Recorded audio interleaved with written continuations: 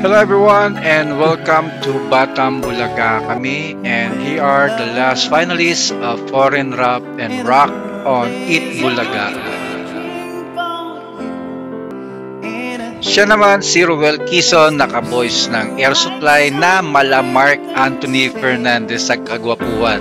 Kung ako sa kanya, may exposure na siya. Next target niya naman, mag-artista, di ba? Sang-ayon ba kayo dyan? Comment down.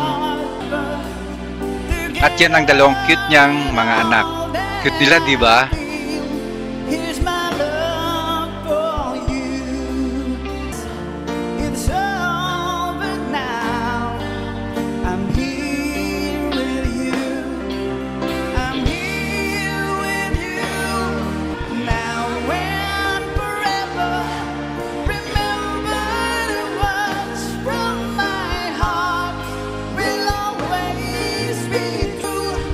Maganda ang naging labanan kanina, at bukas grand final na ng Foreign Rap and Rock of the Clones.